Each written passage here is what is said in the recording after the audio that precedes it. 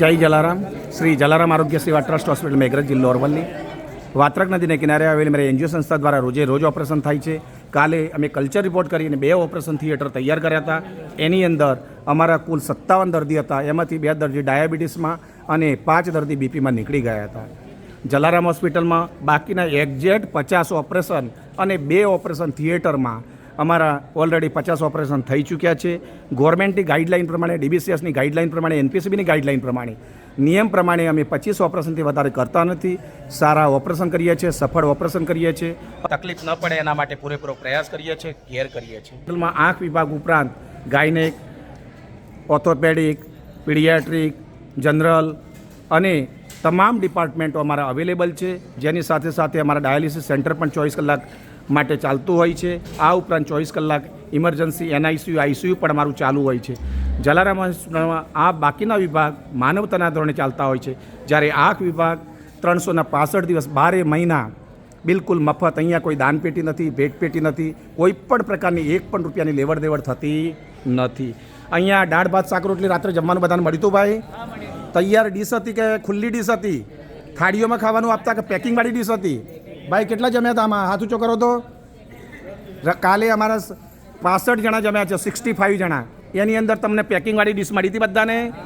આમ ઢાંકણું ખોલવાનું હતું, અંદર રોટલી વારેલી વેપરવાળી કમ્પ્લેટ હતી, ચાંદી જેવું વરખ ચડાયેલું હતું, એમાં દાળ ભાત શાક રોટલી હતા, જમવાનું વ્યવસ્થિત હતું, કોઈ કમ્પ્લેન નથી ભાઈ જમવામાં, બરાબર.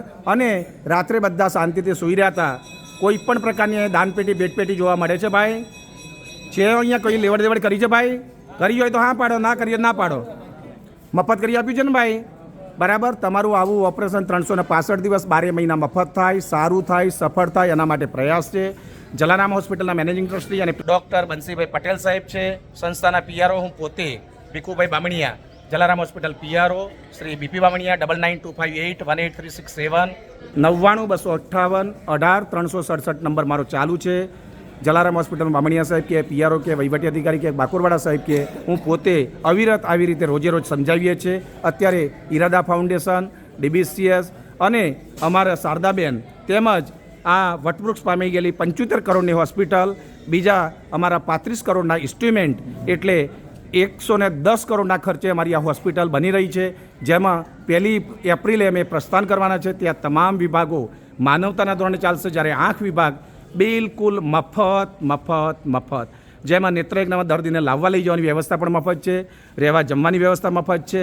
અહીંયા 1 પણ રૂપિયાનો ખર્ચો ન થાય એના માટે પૂરેપૂરું ધ્યાન રાખીએ છીએ. અને જે દર્દી ડાયાબિટીસ બીપીમાં નીકળી જાય છે એવા દર્દીઓ માટે અમે ફિઝિશિયનનો કેસ મફત 100 રૂપિયાનો કાઢી આપી એને દવાઓ એકલી લેવા પાત્ર રહે છે. ત્યાર પછી જ્યારે આવે છે ત્યારે અમે મફત કરી આપીએ છીએ. દર્દીનારાયણને તકલીફ ન પડે એના માટે પૂરેપૂરો પ્રયાસ કરીએ છીએ.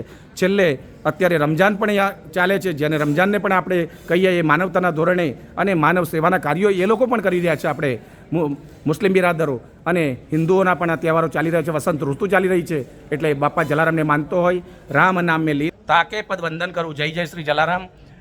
વિઝન બરકરાર રખે એ કામના સાથે અસ્તુ. જય જલારામ.